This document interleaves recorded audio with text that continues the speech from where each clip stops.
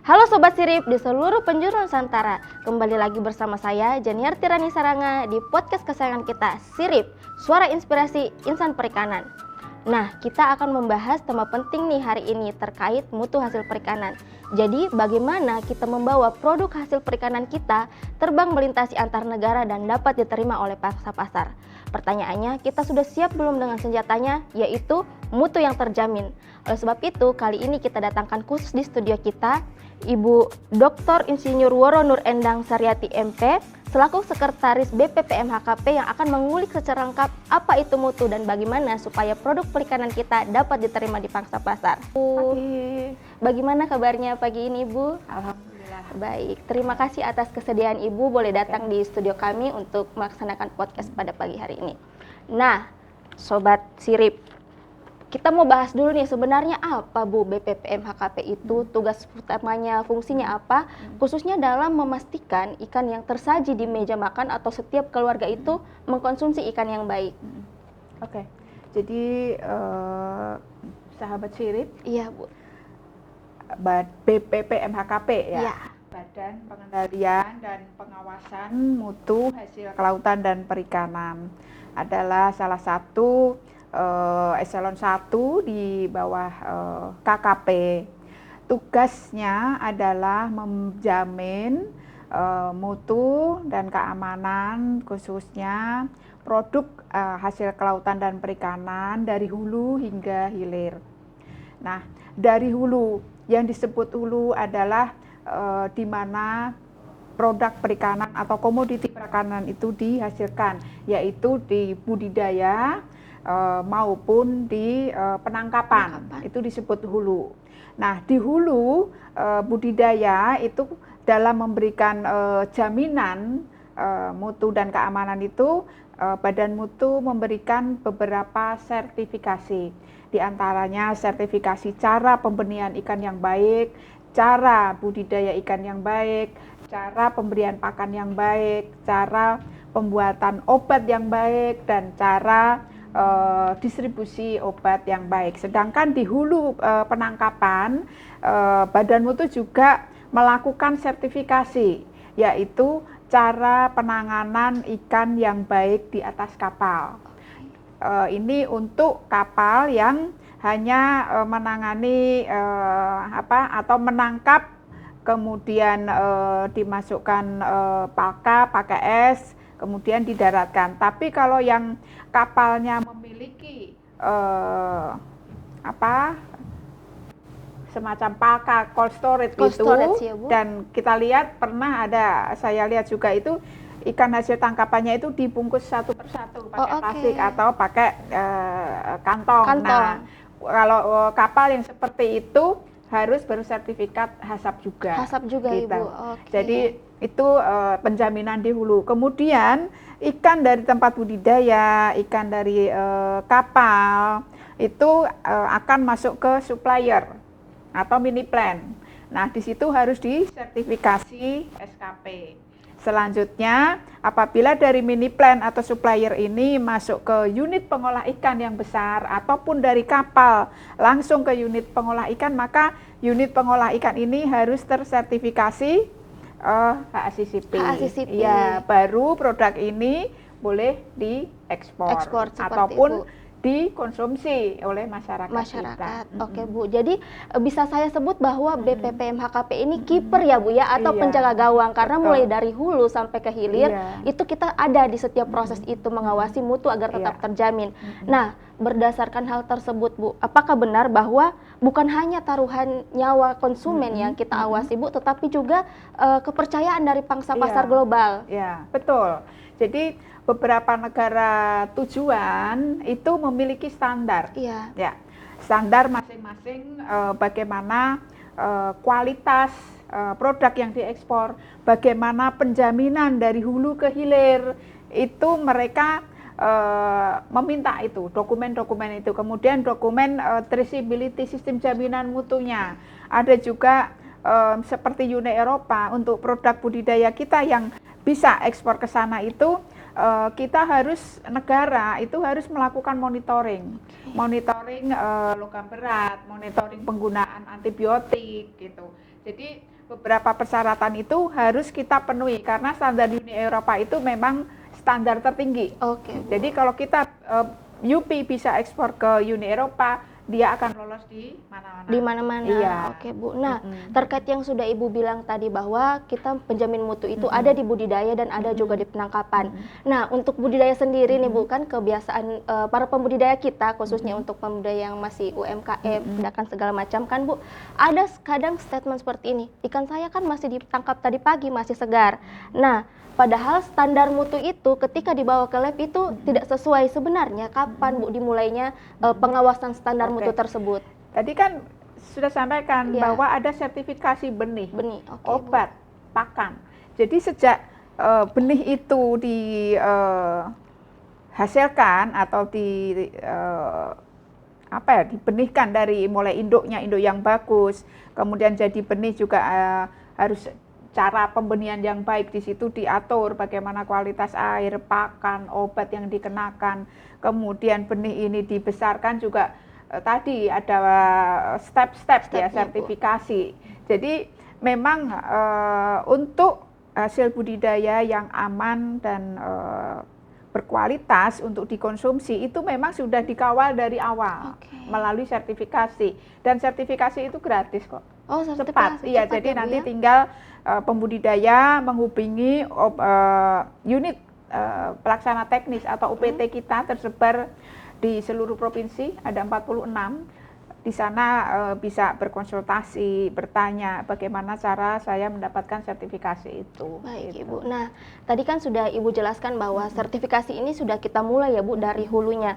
Nah, namun terkadang di lapangan yang kita dapati bahwa pembudidaya ini masih menggunakan pakan yang dalam tanda kutip di bawah standar, bahkan ada beberapa kasus kita mendapati pembudidaya kita itu menggunakan yang pakan limbah seperti itu Bu. Nah, sebenarnya seberapa besar pengaruh penggunaan pakan tidak standar tersebut terhadap hasil atau kualitas daging ikan yang kita produksi di budidaya Bu? Ya memang kalau masalah itu kan tidak kelihatan mata. Iya, betul gitu. Bu. Jadi harus melalui uji laboratorium. Dan ini juga kesadaran konsumen kita yang memakan ikan itu memang harus ditingkatkan. Kita ketika mau makan ikan itu juga harus berpikir aman nggak ya ikan yang saya makan, mengandung bahan-bahan yang berbahaya tidak gitu.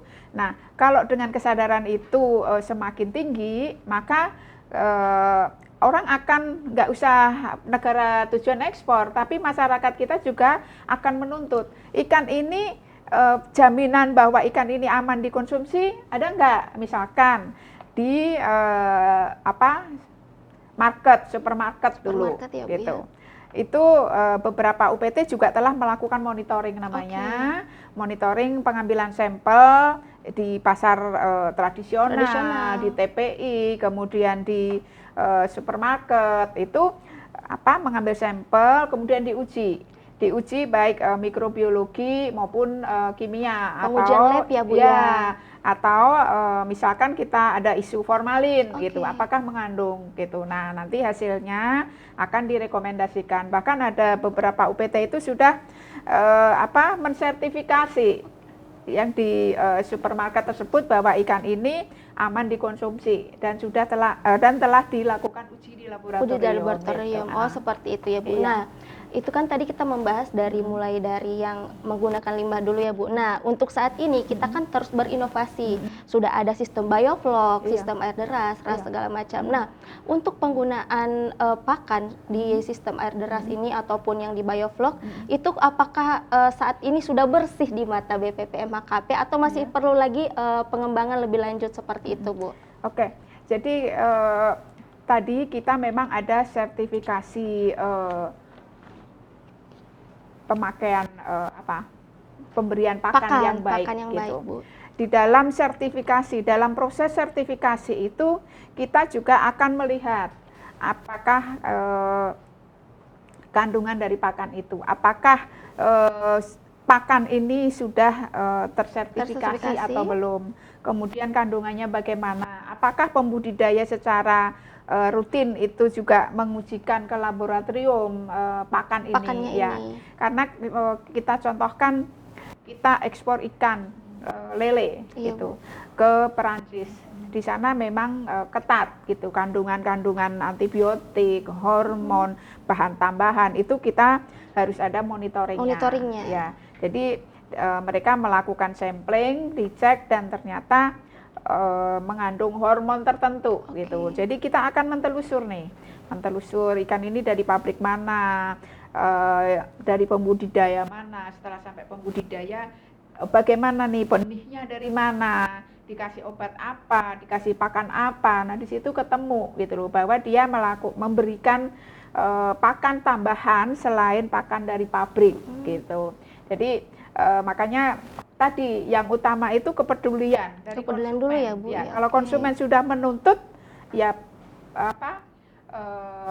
pembudidaya pasti akan memenuhi, karena kalau tidak sesuai dengan standar, sebenarnya kita udah ada standar, cuman konsumen memang belum care, maka ikan yang tidak memenuhi standar untuk dikonsumsi ya pasti lama-lama tersingkir. Oh iya, gitu. jadi memang harus ada kesadaran dulu dari kita konsumen ya Bu ya. Nah, membahas lagi nih, tadi sudah Ibu singgung sedikit mengenai ekspor. Nah, kalau kita mau ke luar negeri kan kita punya paspor ya Bu ya. Nah, kalau kita sendiri untuk mengeluarkan ke luar negeri sejauh ini Bu, kan masing-masing negara itu punya pagar atau standar sendiri-sendiri.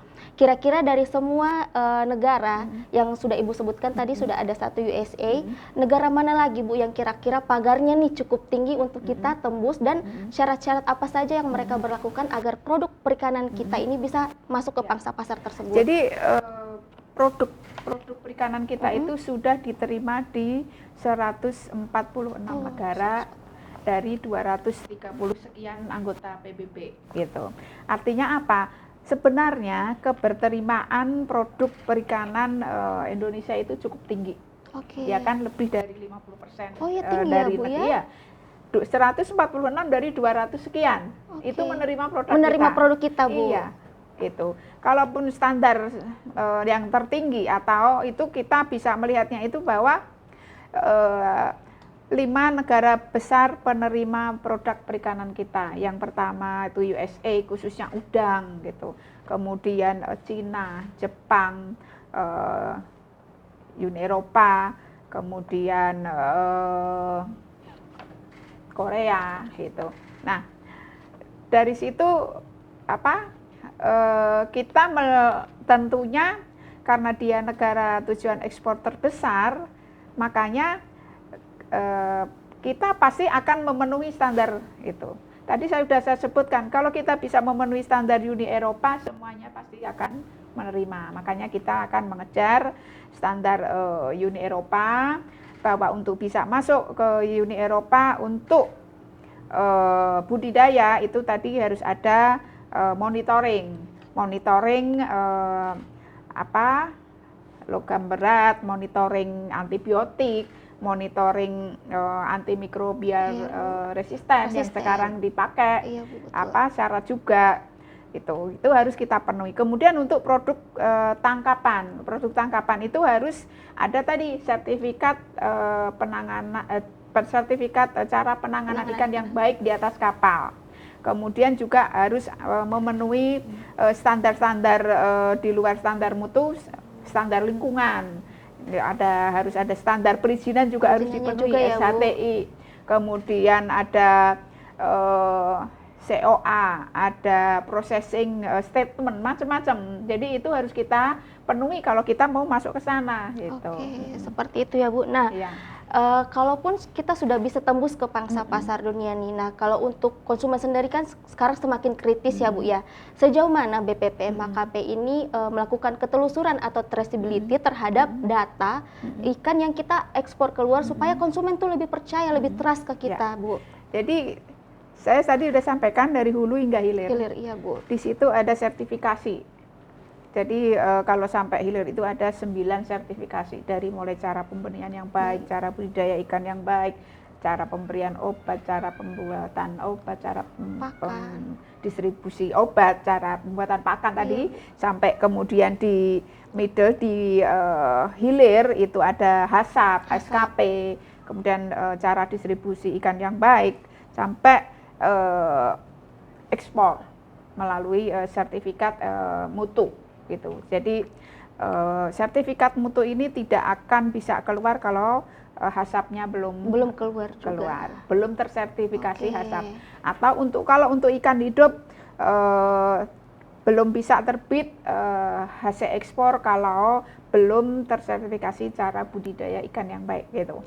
Jadi itu ada kuncian-kunciannya. Sehingga kalau ada notifikasi misalkan tadi ditemukan kasus di sana, kita akan mudah menelusur. Karena siapa yang melakukan hulu hilir ini? Badan mutu. Badan mutu ya, Bu, Iya, ya. jadi datanya ya ada di kita. Ada di kita. Kita juga yang melakukan sertifikasi, menjamin gitu. Jadi mudah. Nah, itu kalau kita sebutnya otoritas kompeten, artinya otoritas yang memang melakukan penjaminan dari hulu hingga hilir. Gitu. Oke Bu, jadi memang traceability kita ini Iya, ketelusurannya memang iya. ada dari hulu ke hilir. Iya. Nah, berkaitan dengan traceability nih Bu, tadi kan Ibu sudah menyampaikan bahwa pengawasan mutu BPPM HKP ini mulai dari hulu sampai hilir. Tentunya dalam pengawasan mutu ini kita tidak terlepas sinergitas dari berbagai Iya, pihak. pasti. Nah, salah satu pihak yang pasti akan ada dalam proses pengawasan itu adalah teman-teman yang garda terdepan, yaitu penyuluh Iya. perikanan. Menurut Ibu sampai saat ini bagaimana sinergitas kita BPPM HKP sendiri dengan teman-teman penyuluh dalam mengawasi penjaminan mutu produk perikanan tersebut, Bu? Oke, jadi sejak kita mendapatkan mandat untuk melakukan penjaminan hulu hingga hilir. Tadinya kan Badan Mutu itu hanya memberikan penjaminan di hilir, Oke. gitu. Yang melakukan sertifikasi di hulu adalah Dirjen Teknis.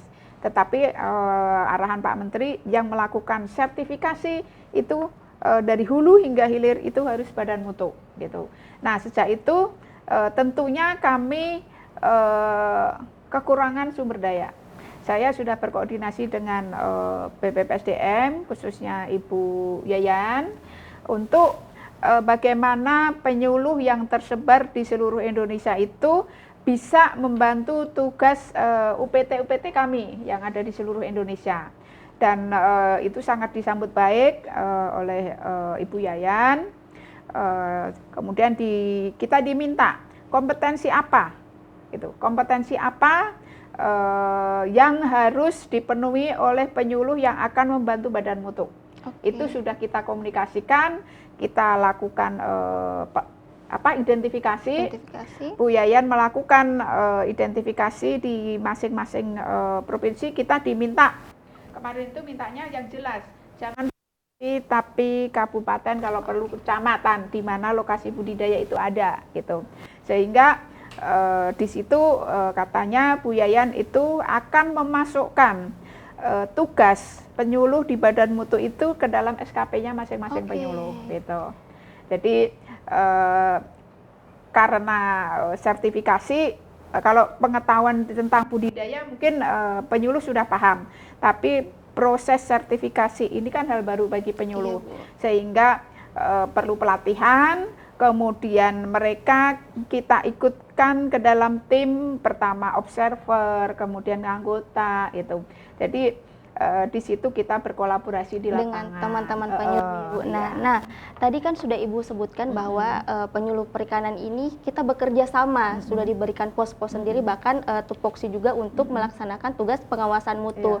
Nah, dari BPPM HKP sendiri, Bu, apakah ada sistem khusus nih, Bu, sistem terkini yang dibekalkan kepada penyuluh untuk khususnya dalam penjaminan mutu ini?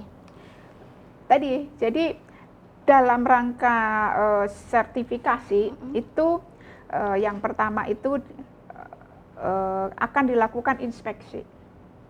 Jadi ada kuesionernya di mana ada item-item yang harus dipenuhi, misalnya ketelusuran, kemudian biosecurity-nya bagaimana, monitoring dari pembudidaya bagaimana, kemudian rekamannya bagaimana, persyaratan-persyaratan izinnya bagaimana, itu semuanya ada checklistnya. Jadi nanti ketika inspeksi itu akan dilakukan checklist, kemudian pembudidaya memenuhi seluruh ketentuan dan beserta dengan dokumennya. Dokumen-dokumennya.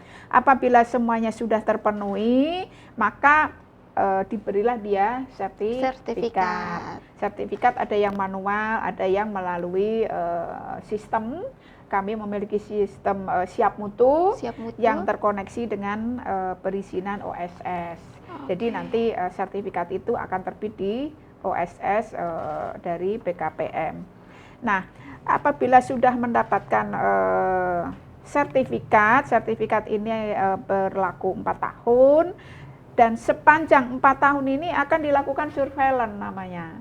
Surveillance itu artinya kita akan melihat apakah dia konsisten.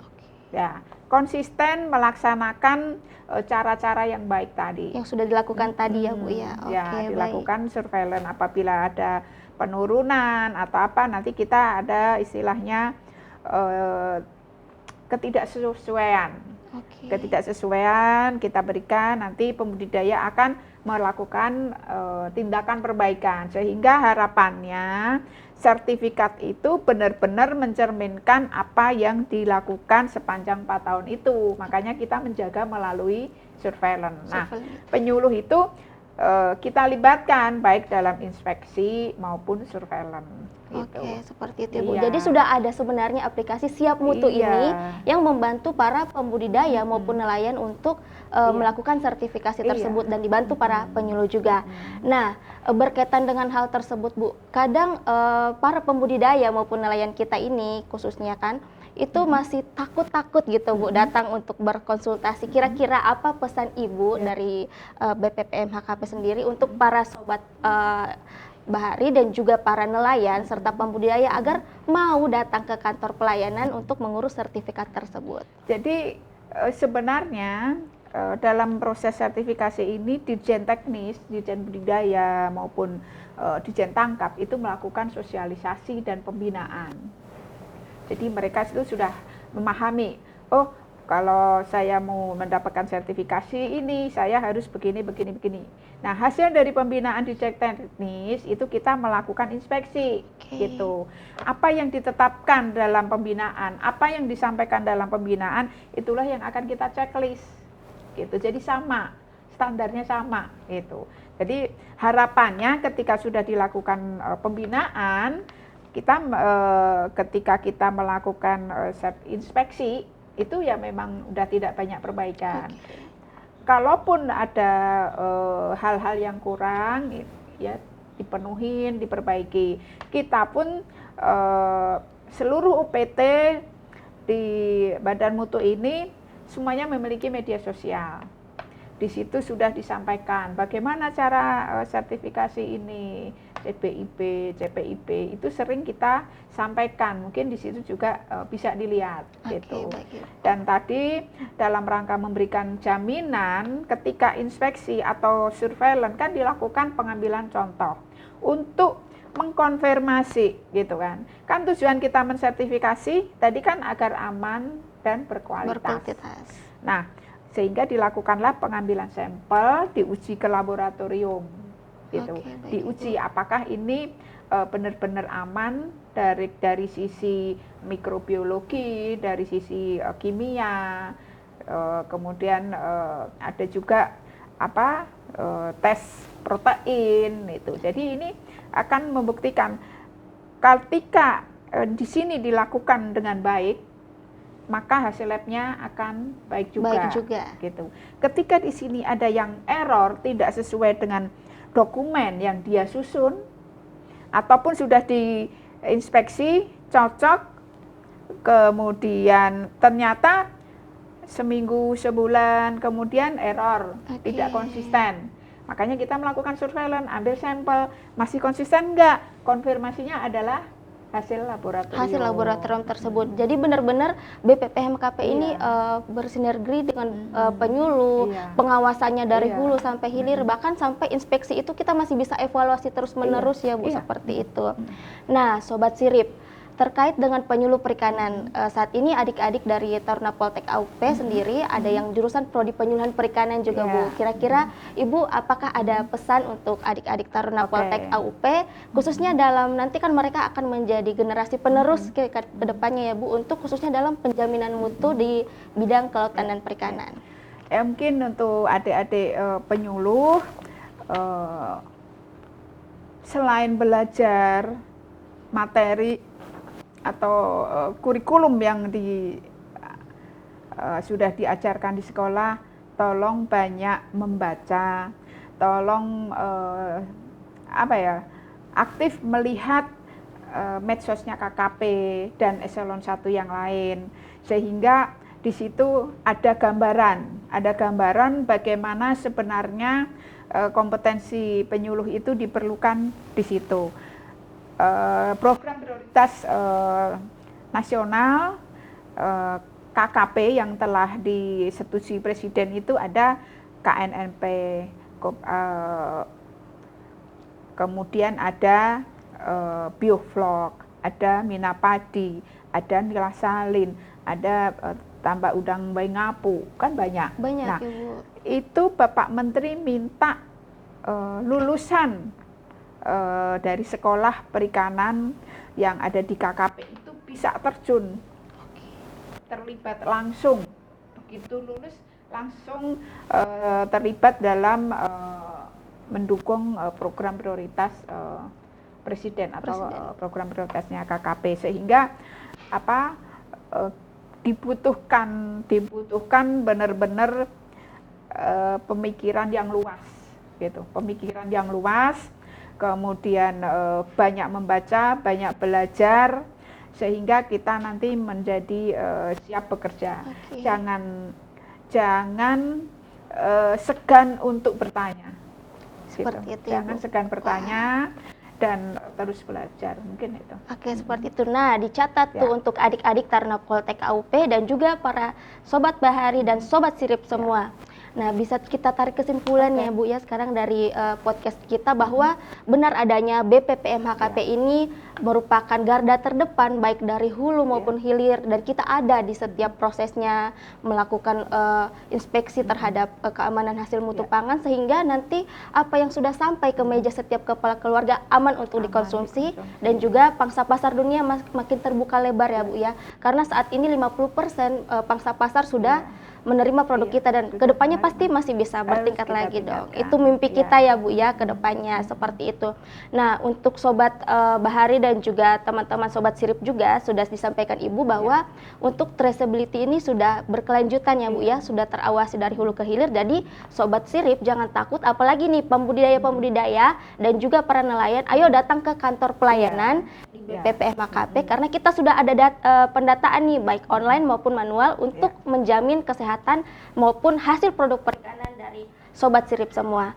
Nah, kita sudah sampai di penghujung nih Bu. Terima kasih banyak atas kesediaannya boleh datang ke studio kita, sudah berbagi ilmu yang sangat berarti sekali nih. Mungkin Sobat Sirip masih banyak yang belum tahu bahwa pelayanan BPPM HKP itu sudah ada pos-pos sendirinya, dan nanti mungkin Sobat Sirip yang masih ingin bertanya lagi bisa kita chat aja ya Bu ya di Instagram dari BPPM HKP ada Bu?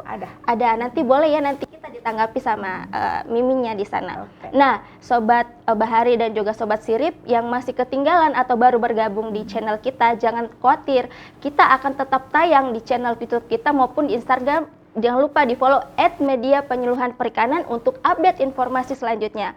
Sekian podcast kita pada pagi hari ini. Terima kasih Ibu Woro untuk kesediaannya. Sehat selalu dan tetap semangat dalam mengawas. Harus semangat. Ada jargon Ibu kita dari BPM HKP?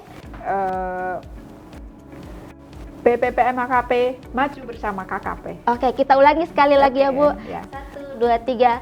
BPPM HKP maju bersama KKP. Terima kasih Ibu. Selamat siang Sobat Sirip. Sahabat Sirip.